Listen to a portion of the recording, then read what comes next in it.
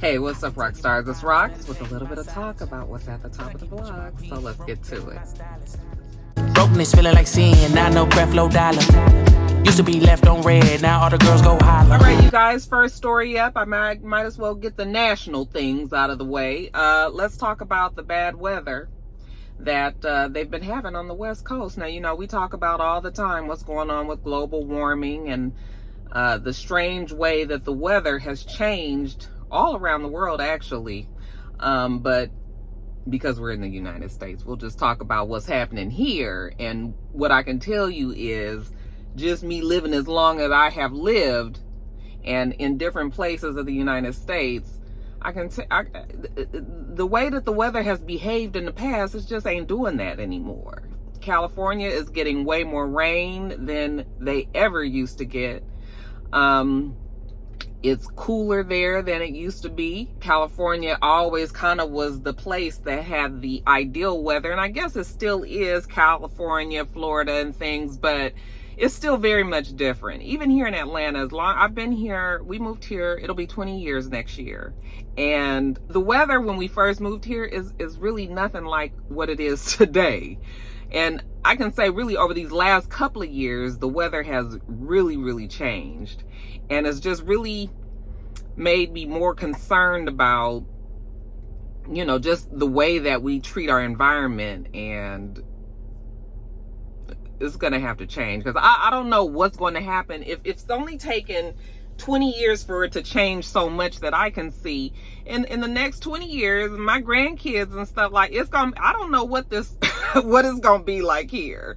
Now, to hear that California was having a hurricane, or, you know, the hurricane was coming from Central America and coming up to North America. And so by the time that it was coming from Baja California, I should say. That's not quite Central America, but it was coming up. By the time they expected it to hit California, it was going to be downgraded to a tropical storm, but that's still a big deal for California. You know, before, and I'm just talking about when I was there, you know, we would get the rain and everything, but nothing tropical stormish, nothing that felt like it was raining for hours or days or anything. You know, that just never has been California's thing. And now that's what is happening there. They getting way more rain, they get way more snow, they get way more heat now, they get it's way more everything. And that's just what's happening all over the United States. But yeah, you know, I found out that they're supposed to be having a hurricane. I was just like, what the hell is going on here? You know, I was joking around with my dad. I was just like, California gonna fall off into the ocean. You know, this is finally what the people have said for as long as I've been alive, and probably longer than that California, we know, is on this big fault line because of the earthquakes and all, that eventually California will fall off of the United States, possibly become an island. I mean, I guess that's how it happened for Hawaii, the islands down there. We're going to talk about Hawaii in a second too, you guys. But yeah, it's just sort of like, I was joking around like, oh, it's finally about to happen to y'all. How about the day that they said that it was supposed to happen out there, the hurricane? They were expecting it, I think, to hit and be, well, the storm to be concentrated over California for a good day or two. That actual day that they expected the rain, and it did rain constantly that day, they had an earthquake, like a 5.1 earthquake. I think they said, Roshan said it was centered in Ojai, I believe, Ojai, California. And I was just like, see, we having earthquakes, we having fucking tropical storms / hurricanes all in one day. Like, that is not good. Anybody that still doesn't believe that global warming and things have changed our cycle of our weather is just craziness to me, you know? But anyway, that's neither here nor there. So they had the earthquake, and but as far as the tropical storm, it did not hit, at least not in LA. Where I'm talking about is where my family is, which is in Los Angeles. You know, they got rain. It did rain consistently that first day. That second day, it was raining on and off, you know, pretty quiet. It didn't get flooding like it can in LA, because their infrastructure just can't support so much water, because the city wasn't built on that. Like we didn't have to worry about that kind of stuff. So, you know, other parts of the United States is prepared for that kind of stuff. Well, that's not LA's thing, you know. So but they didn't get the flooding. I mean, it was really just truly just kind of like, oh, it was some rain that we needed. Now, I can't say so much for Palm Springs, which is surprising too, because Palm Springs is, you know, it's very far inland. There's no water around it anywhere. So for, even though I know that the desert storms happen, you know, generally, and those desert storms can be pretty vicious, but generally for like a tropical storm to make it all the way to Palm Springs was pretty interesting. And because Palm Springs is the desert and again, not built for that kind of flooding, well, they had quite a bit of flooding in Palm Springs. But I think most people that live there can agree that it could have been way worse than what it was. You know, if you watch media and all of that, news is always going to make things way worse because they need the people to watch. So they're going to continue to report on it. They're going to continue to talk about this same exact location that's had flooding to make you think that that's happening all over the place when really they just talk about this same one place over and over and over. You know, that's just kind of how the news people, the networks thrive. But yeah, it wasn't as bad. Now, my family was fine. Everybody that I know, you know, they didn't have, I mean, they've had worse things happen on past storms that didn't even have this big buildup like this one did, you know. So I think it's safe to say that California, they did dodge a bullet, and it could have been way worse. Shout out to my Roxstars that might be in Palm Springs or have family or friends down there in Palm Springs. But, you know, hopefully they're all okay. But yeah, it wasn't as bad as it really could have been. Now, if we talk about Hawaii, well, I already talked to you guys about they already hit the over 100 mark of the people that have died. I believe that they are still, I think that is more it's not a rescue mission any longer. It's more of a recovery, just trying to find the bodies, trying to find these people. I mean, some people may have washed out to sea because we know that a lot of people jumped into the water trying to escape the flames that had quickly took over the city. The city is Hanai. Is it Hanai? I'm gonna put it on the screen. I keep wanting to say Lanai. That's not it. When you see the devastation that happens there, it is just real sad. Now, the people of Maui are upset because of a few things. One, why didn't they get any type of notification that this disastrous fire or this storm was happening?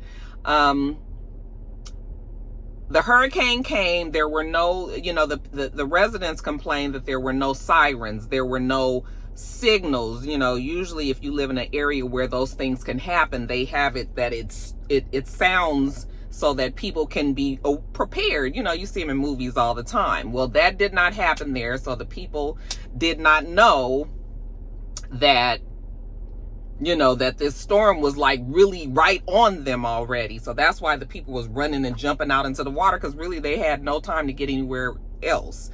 Another big problem that the residents have with, you know, the way things went was the fact that the electricity wasn't turned out. The power was not turned off when the storm happened, and it was causing poles to get knocked down, trees to fall, and all of that. And of course, if you have live wires on these poles that get knocked down and then they hit already dried brush or trees or something, then the fire starts. Actually, they have a video going around that they believe is the beginning of that huge ass fire that happened there when a pole fell over. It sparked a small fire just right in, it looked like someone's backyard or on their property. The fire started and the wind was blowing and everything, and they're saying that that's the cause of the rest of the huge fire that has completely obliterated that city. I don't know what's going to happen with that city. I don't know if they're going to rebuild, because how do you rebuild history? Like, you don't want to, you can't rebuild something that's been there for thousands of years, because now it's just been there for a day or two, however long it took you to erect a new historical site, So, yeah, I don't know. I don't know what they're going to do. I'm sure people there want to rebuild. I'm sure they want to be in their home. There's problems with FEMA. They're saying that FEMA's running out of money. I was just like, the United States steadily sending money overseas to these wars and shit, but you mean to tell me that FEMA doesn't have enough money? Now, they're going to send them money, obviously. But just the idea that you could say that FEMA is running out of money is ridiculous. Okay, because we need to be concentrating on at home. Yeah, I know it's plenty of other countries and, overseas people need our help as well. And I mean, if we can do it, fine. But when we got shit here that we need to take care of course, home needs to be looked at first. So these people out there in Hawaii, or anywhere else for that matter in the United States that's having problems, FEMA better come up with some fucking money, okay? And I mean pronto, because these people pay their taxes, they have their homes, they have insurance. That means that they need to, they need to be helped by this government, because this is a natural disaster. Nobody did, and then there may have been some dropped balls. If we just cut off the power, maybe we could have saved ourselves shit burning all the way down to the ground. There may have been some damages from the wind and the rain and the hurricane or the tornado or whatever was going through there, but it was not fixing to be like it was now, so it's too bad. It's really too bad what's going on there. I know the president and the vice president, they went and visited a couple of days ago and talked about, just the tenacity of the Hawaiian citizen, and, how they're going to try to get it back together and all that. But that has got to be daunting to actually be there and look and just see your whole city gone. Like, I'm sure, once you get through the emotions of it all, you got to take care of your business. You got to get your family back situated and your businesses and all of that. But, like, when it first happens, I'm sure just looking at that, you just be like, how the fuck, what am I going to do now? And I'm sure many of you guys that have been in natural disasters down in New Orleans, down in Florida, up north, all of the different places that have had all of these different natural disasters, you guys know that feeling. Like I can't believe like everything is gone. Just like all my shit is gone, or like a good amount of my shit is fucked. I can't even imagine.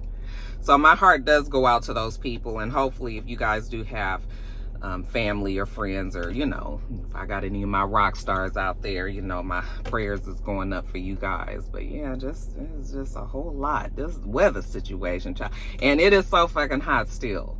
Like, I cannot wait. I hate the summers in Atlanta. I swear I want to be rich enough so that I can summer vacation somewhere else. Okay, and get out of here, because I got the air on, you guys, and I'm still sweating. It's hot. I don't have it on high because I don't want it to be blowing while I'm doing my video, but it's just like, it's just so hot. It ain't never just been this hot, this consistently hot every single day, you guys. And I'm hot every single day because I walk blue every day, twice a day. Rain, sleet, or snow, or heat, I should say. We get out there and we do it. So I'll be out. That's why nigga is golden. Every time y'all see me, every time I be editing my video, I'll be like, girl, you is tan, girl. That's why you guys keep on seeing, well, you can't tell on this wig, but you can see my difference in the forehead and the lace, because I done got so much darker. Hold on one second. I'm gonna turn this air up y'all's high while we talking. Y'all just excuse the air sound, but I need to go up just one more. Joe's getting home from work. All right, you guys. Well, anyway, that's it on that. Prayers up for my Roxstars, California, Hawaii, and all over, wherever you guys might be having some issues. Rocky got the we got Jesus on the main line. I'm gonna make sure he take care of y'all, okay? All right, next story. Now all the girls go follow. All the fake fans gon' pile up. I need peace of borrow. All right, I just said Joe just got home. I need you to turn that music down, Joseph. You guys know I don't play with my coins, especially it's almost the end of the month, so can't get flagged on here, so turn your shit down. I think he realizes it now. Okay, you guys, next story up. Let's talk about the interview that I just finished watching. Actually, I didn't think I was going to watch all of it, but I did. The interview that Carlos King did with Kenya on his podcast that's also on YouTube. And, you know, I'm not going to talk about it too long. What I will say is it felt like a hindsight is 2020 type of interview, okay? Because we can look at Kenya today, and we can look at Kenya when we first met her, and we can see that there has been a difference. Kenya has been transformed. There's been a transformative difference in the way that we met Kenya is to this very day. And I say that it's a hindsight is 2020 interview because I think that as you, of course, grow older and you have more experiences and things happen in your life, once you get through that experience, whether it's good or bad, it can't help but change your perspective, okay? Because you've got a new experience, so now you've got a new perspective. And I kind of feel like Kenya, for as much as I really do enjoy Kenya today, I can't say the same for when Kenya first came on the show, which was a disappointment because we only knew Kenya as Miss USA. So when she came on the show and, you know, we knew her beautiful, you know, pageantry, acting, doing her thing. Outside of that, you know, reality TV don't let us see what happens, like the real, supposedly the real person. Well, back when she came on the show, I would say, yeah, the real. We didn't know anything about that person until they would go on a reality show. So when she came on the show, and I mean, I'll give her the benefit of the doubt. I'm sure she was edited a certain way, okay, because it's a show, so we've got to make it entertaining. We need to have a storyline. We need to have a good guy. We need to have a bad guy. We need to have a this. We need to have a that. You know, there was a formula to reality shows back then. There still is one, but it's different now. But we'll talk about that in a second. But when she first came on the show, and then we kind of saw how she really was, well, we didn't like her that much. Okay, and I was one of those ones. Now, she did have her stands, of course, her Kenya stands, her twirl, you know, team twirl. We had to deal with them and everything, but a lot of us kind of just saw Kenya as one big mean ass problem on the show, okay? And I kind of felt like back in the day, Kenya basked in that position because it seemed like, anyway, when we were watching it back then, it seemed like she was like, okay, I can be the bad guy. Okay. Yeah, bitch, I'm strong enough. I can be the bad guy. I can take on all these bitches. Even the bitches that ain't did nothing to me, I'll take them bitches on too. But, you know, I think that Kenya was like so determined to show everybody that she could handle that position that she, you know, she got pegged as the mean girl, the villain, and she shined in that role, you know. And that went on for some years, and then as time has gone on, and you know, she's been in her relationships, and then she got married. That marriage was a turning point for Kenya. I think that it was humbling for her in certain ways. But I think that also turned a page for her, especially when she got pregnant, and you know, so then she was a happier person. And I don't care what people say. If you are a miserable person, it just shows. Okay? If you are miserable, then it comes out. People are able to see it. And and it felt like Kenya was very miserable when she first came on the show. I always think of the worst season that I just didn't, the worst seasons that I didn't even have a problem too much. I mean, I did, you know, have my problems with Kenya with the whole Phaedra and Apollo, all of that. Yeah, I did have my issues with that. But what really made me not like Kenya was the way that she treated Kim Fields when she was on the show. They very conveniently left any of that season out of the interview. And that season was the worst look for Kenya for me. Okay. And it took me a long time to get over the way that she acted, because she just had it out for Kim Fields, and we never could understand why. Now hindsight 2020, and now that we're looking at some of the things that she said in this interview, it feels like maybe Kenya was edited purposely to make her look even worse. Now, I'm telling you, Kenya was given worse. Kenya was given bad TV, good TV for us to watch, but bad in the sense that she was like the bad girl. She was the villain. She was the mean person, and she was doing it. You can't tell. I mean, you was given some of that energy out there for them to be able to have the scenes and shit to edit or manipulate, if that's what they were doing. You was putting it out there. So I'm not going to give Kenya the big pass, because Kenya did have some ways about herself that we all did not like. Okay. And anybody that can really excuse the way she acted with Kim Fields is interesting to me. All of the other things that have happened on the show, minus the Apollo and Phaedra thing, because I think that she has every right to be mad about that. Because yeah, we was bamboozled on that. The way that they edited it and made it look like Kenya was out there just going after Apollo, then yes, she absolutely has every right to be mad about that, not want to deal with Phaedra anymore. That's why Phaedra will never be on Real Housewives, because not only is Candy have a problem with Phaedra, but so does Kenya, and they are the stars of the show. Okay, even though this interview also felt like kind of like a swan song for Kenya. It almost felt like it was like, girl, do you plan on coming back next season?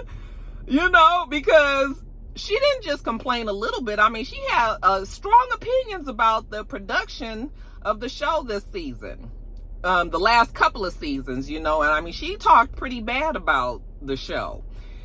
She agrees with the fans that have been complaining about the show. And she's salty about the fact that they've edited a lot of her storyline out just to give all of that, in all of the attention to the Marlo going up against Candy, and you know, this Courtney girl that's come on and all of that. So yeah, I mean, I think that I think that the interview was good in the sense that we kind of was able to get some background and really kind of try to see the whole picture of what was going on, and not just us going by memory of what we saw on the show. Okay, but certain things about Kenya, she ain't gonna be able to outrun. Okay. And Kenya was pretty horrible. Like I said, I'll give her the benefit of the doubt. Maybe they did edit her on some things, but Kenya also was horrible in it. I think that Kenya got tired of being the villain, because that is a heavy weight. Okay. So it's just sort of like, I got to be mad and mean and wanting to fight all the time. I got to be reading bitches and going off on bitches. And, you know, I got to be making sure that I'm watching everybody because I got to know who's coming for me. And it's like, eventually that shit is tiring. You just want to live your life. You just want to be happy. You don't want to be looked at as mad all the time. You don't want to be arguing all the time. So I think that she got tired of being the villain. Then when she had Brooklyn, I think that was finally what we needed, you know, for Kenya to finally look, you know, more like a, you know, I still won't say that Kenya's a nice girl, but she looks like she's a fun girl. She looks like she is, you know, is happy in her life now, even if she's single and just dating. But yeah, some of that stuff of the interview, I was just like, she did get set up as the bad guy, but I just felt like she really kind of wanted to be in that position because the bad guy was the one that everybody was watching. Okay. And if everybody is watching you, that's job security, that's all that, you know. So but the interview was good. The interview was good. You know, I like Kenya. I think that she knows reality shows and the formula, and that's what I was going to say. The differences between reality shows back then as opposed to now, and I know you guys know, us reviewers, we've been complaining about this, is the shit is microwave now. It's like, put the popcorn in the microwave and pop it up in 3 minutes and now you've got a show. Okay, before we built storylines, we learned about these people, and just like she said, how people used to have to earn their way onto the show. Well, you know what? Reality shows, they don't make as much as they used to, so now these production companies probably don't want to spend the money on testing people anymore, because she was talking about how folks had to earn that position. But back when it was 4 or 5 million viewers a night, you know, on the shows that was watching everything, that was one thing. Now the views are not the same, which means the show is not making the money that it used to, which means that they don't have as much money to be paying the characters on the show, and they definitely ain't got time or money to be spending testing people. Okay, so now they just throw them in and they, you know, give the shine to somebody like a Courtney. To me, Courtney is like, she was not a good choice for the show. Okay. I just, you know, because it was clear that Courtney was coming in trying to get the moment, like Kenya said. We all said that. So it's just sort of like, you know, you just get people that have been thrown in, and it's just sort of like they don't know nobody and they don't work, and it's just sort of like you got to try to force this round peg into this square hole, and it's just, you know, us as an audience have noticed it. But I also feel like reality shows are not the same anymore, you know, because back in the day it used to be about somebody's life, and now today it can be anything. But yeah, I thought it was a good interview. You can tell her and Carlos have a good rapport with each other. Carlos is good with all of the housewives, obviously, except for Candy. And you know, so they talked about her childhood, how she grew up, her relationship with her mother, how that went south, how that made her become the person that we're all victims of our childhood, right? Her mom didn't want to have nothing to do with her, you know, that kind of made her become like this strong person that wants to fight, you know, for herself and always have her own back. And, you know, so, she talked about her growing up and her, all that, and then how she became, you know, Miss USA, and then her acting career and her producing career, and how she's a creative and she likes to be behind the scenes more so than even in front of the camera, and you know, how she ended up on Real Housewives, and just the history of the Housewives. You know, she talked about her relationship with Nene, and they don't have a relationship, but she still has general respect for Nene, even though they're not friends. Her talking to Portia, and the fact that, you know, she never felt Portia hit her below the belt or was, you know, unfair. They did fight, but, you know, and it's funny because even when she was talking about when she first met Portia, and when she went to that Miss US, when she went to that that event that Portia was having at the house, and when Portia called her Miss America instead of Miss USA, like, I remember how Kenya reacted to that, and I always felt that Kenya overreacted to that, okay? Because that is a common mistake that people make all the time. Miss USA, Miss America. Okay, now she explained on this interview that she felt like Portia just downplayed it, like, oh girl, whatever, it's okay, you know. But that's just Portia. You know, we just know that was just Portia. She just But Kenya took offense to that, and that set the tone of their relationship from then on. And yes, her and Portia did have a lot in common that they could have probably gotten together with, but we're not gonna forget about all of them shady ways that Kenya was towards Portia. We just not. Okay, now Portia was shady towards Kenya as well, but Kenya did it.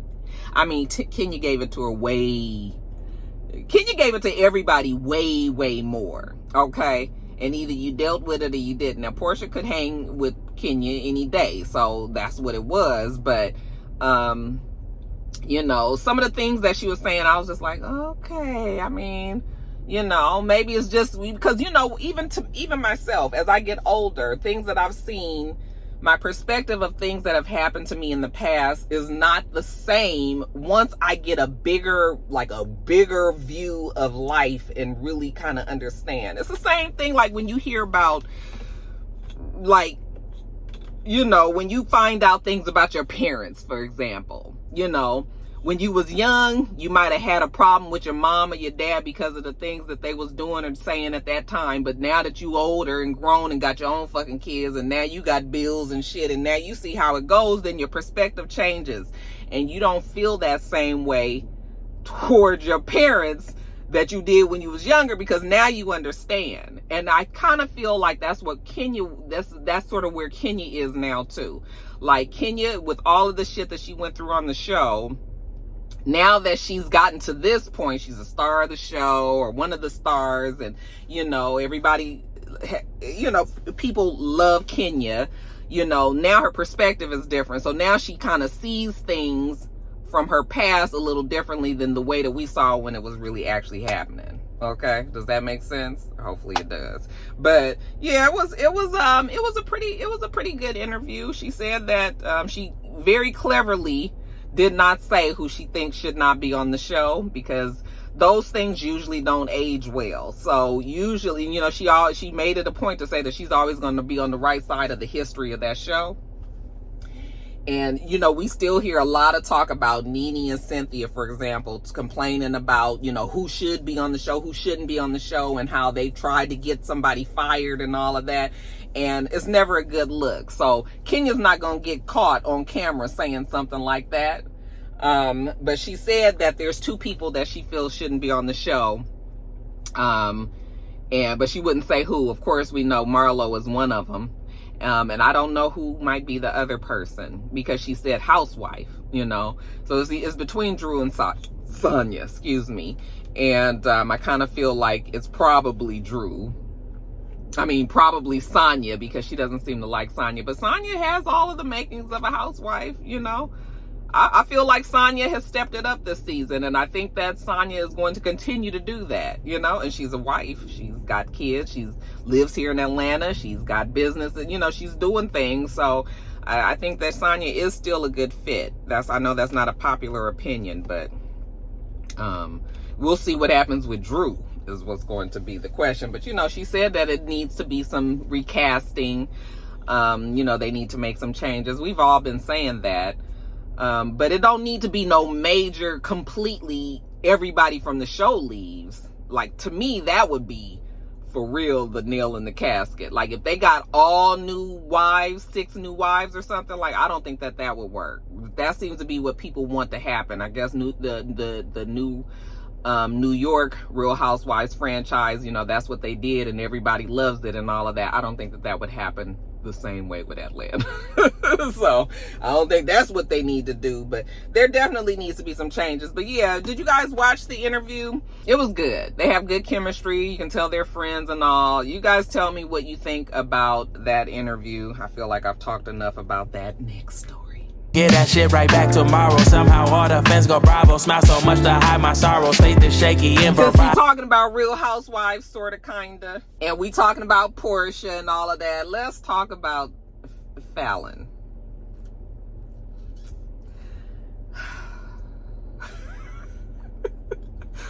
Y'all, I don't really know what to say about Fallon. I think that the girl just doesn't have, like, really good sense, and has not been very protective of her image. Let's just say that. Okay. Now, we know all about the drama between Fallon, and she was married to Simon. They were only married for a couple of years. I didn't realize that. I thought they were married longer, but they were only married for a couple of years. They didn't even have kids together, and I thought that they had a kid together, but they didn't. So they were only married a couple of years, but during that time that they were married, apparently, Fallon had this good friend named Jalen who would also be around them all the time, and they took them on vacations and all of that. And turned out that Fallon was according to Jalen, who later turned out to be her husband, who is now her estranged husband, who will soon be her ex-husband, but he said that she groomed him, made him feel sorry for her, and they started to have an affair while she was married, and that's how he ended up being with her. He was messing around with her even though she was there with Simon. And I was just like, the girl don't have no sense, because I'm not saying that you should be with somebody for their money, but if you going to be with somebody for their money, then be with a motherfucker with some money. Okay, so if you're gonna be with Simon, he older or whatever, but he gonna provide and give you the money and do whatever you gonna do, then that's what you need to do. Now, you trying to be with Simon, but you also messing with this young boy on the side. You fucking up your coin, you messing up your bag, okay, over this kid that can't do nothing for you. Like you messing with the pool boy. Okay, now how much good damn sense do that make? All right, so she messing with Jalen. Simon gets enough of it. They ended up breaking up, but also we had Portia, who was knocking at the back door sliding in DMs and talking to him and all of that. I mean, I'm not in that community, but I'm sure in Atlanta, in that community where everybody knows each other and all that, I'm sure Portia knew that Simon and Fallon was having their issues or whatever. So when she reached out to kind of make him feel better, I think that Portia probably had an idea that maybe she could possibly talk to him. And that's always been my problem with the Portia and Simon hookup. I don't give a fuck what Fallon was doing. Yeah, Fallon is trash for doing what she was doing too, okay? But Fallon is a separate issue for me. To me, if you're going to be true to yourself, and if you supposedly have all these morals and values and things, then you wouldn't be messing with this. I don't even know if the fact that he was married, even because it was clear that him and Fallon was having the problems that they were having. I don't have a problem with the fact that he was married, even though that's bad to say, okay? But I know that shit happens. I have more of a problem with the fact that you knew the wife, you were friends with her. Now, I'm not saying y'all was ace boon coons and all of this, but you knew her. And to me, that is an automatic, nope, I'm not fucking with them, because that's so-and-so's husband, and I'm friends with her. And even though I might not even see it for her like that, like I'm just gonna leave that whole situation alone. That's just kind of how I would be. So it don't have nothing to do with the fact that he was married, even though that's bad to say. It's more so that there's just something about me that I just don't like when people date other people's exes. Like when friends, I should say, date other people's exes. Now, we're going to get into a debate forever about whether or not Portia and Fallon was friends. They wasn't friends like that, but they knew each other. And that's the way they presented it to us on Real Housewives. So, when Portia got with Simon, I was disappointed, because I just, Portia was my girl. Like, Portia's my girl, right? And I just did not want to see her in that light. Like, damn, you would actually go and fuck somebody else's, you would take one of your girls' husbands. Now, of course, all this shit didn't happen since that. Now we know that it didn't quite work the same way that I was thinking that it did. Of course, I can understand why Simon was like, fuck this marriage, and didn't have no respect for it, because Fallon didn't have no respect for it, so why should he? Okay, so I can give Simon, now I understand where Simon was coming from, and now I guess I can understand why Portia felt like she didn't have to respect anything with that marriage, because it was already a mess. She obviously knew these things. Simon probably has shared those things with her, even though we didn't know all of this stuff. So, so anyway, I say all that to say is I still ain't quite came around enough to follow Portia again. I've already accepted the fact that if Portia comes back to Real Housewives, like, I was gonna be fine with it and all of that. I thought originally when it first happened, that shit had me so mad. I was just like, I might not even watch the show if she's on there. But I didn't got past that. Okay, Roxanne just was in her emotions. It just was stuck in her emotions, you guys. I'm not quite ready to follow her again, but you know what? Listen, life is too fucking short. These two is happy together. They married. Okay, it's very clear that Portia's happy as this married woman to this man. He loves her, she loves him. They building their life together. And listen, I can't even be mad about it no more. I can't be mad about it no more. I just really hope that it lasts for them, because I mean, like I said, Portia is just like basks in this whole being able to be this wife to this African man who's a successful businessman out here in Atlanta. And, it's like, it's everything that that Portia wanted. And even in her marriage with Cordell. It didn't work out like that for him, but you can tell that she loves being a wife, So I'm over that. I done got over it, especially now because Fallon. All of that, this story is supposed to be about Fallon. Fallon is, it's so fucking hot in here, and I have the air on and everything. Fallon is now supposedly, now in that interview that Jalen Banks did, her ex-husband, her soon-to-be ex, he said that he lost her the same way that he got her, that she ended up messing around with somebody else behind his back, and when he found out about it, and that's how them two ended up breaking up. Well, now, fast forward to last week, a picture came up on social media, a picture of her and PleasureP, of all people, child. Mama named him Marcus Ramon Cooper. Okay, Marcus Ramon Cooper. So yeah, a picture showed up on social media of her being with PleasureP, and they're all hugged up together. And it's some cute little comment that they posted, something about like the stars shine in your eye or something like that. Some shit. I don't remember exactly what, but I remember the hashtag said Galaxy. And, there were like hearts and shit. It made it seem like these two were in a relationship. And I just saw that and I was just like, this girl what is wrong with her? But then I was like, did you really go and get with PleasureP? Now, we already saw how PleasureP was on Love and Hip Hop. He's an asshole. And he, he's special all in and of itself. And I was just like, girl, that's what you went. You went from Jalen. I mean, it seemed like the least that you could have done was like bossed up and got to somebody that was like, and not that I'm saying that PleasureP is like all broke down and stuff, but he, what PleasureP doing? I know they got RSVP and all, but it's just sort of like, girl, that's what you set your sights on.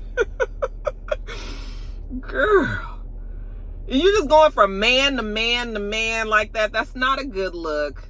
Even though, men do it all the time, I'm gonna just tell you, women can't do it the same way that men can. It's just the double standard that is a part of our life, But her jumping from the Jalen boy and now to PleasureP, I was just like, so then I was talking to S, my girl, and she said, well, maybe it was maybe it's a video. And I was like, you know what? Maybe it is. That would make more sense.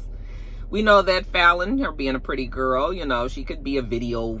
Do they call them video vixens anymore? I mean, she could be the love interest in a video. Maybe she could be in one of his videos, and that's the reason why their paths crossed, and the reason why they were kind of playing around and doing a little publicity stunt on social media. I'm gonna just hope that's what it is. But I was just like, girl, this is such a bad look for you. And I'm not gonna ever I don't like downing black women. Y'all know that. I try not to do that, But I'm just like, and y'all, she is black. I mean, I know she's probably mixed, but she got some black in there, so that's why I'm just calling her black, because y'all gonna be like, she ain't black. y'all be calling everybody black. They don't, I just be like, girl, you ain't got no good sense. Like, you could have played this situation with Simon so much differently.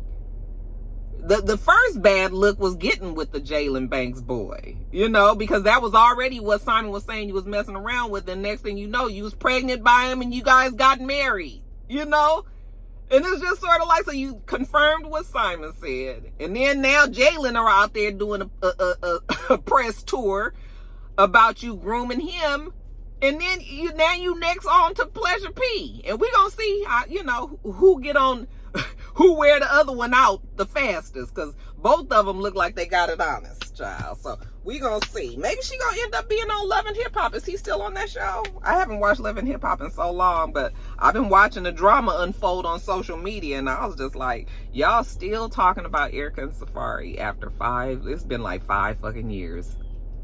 I just don't understand why Erica is still talking about Safari. Safari done got him a new woman. He with a model La Negra, which is already like, you already know that shit is doomed.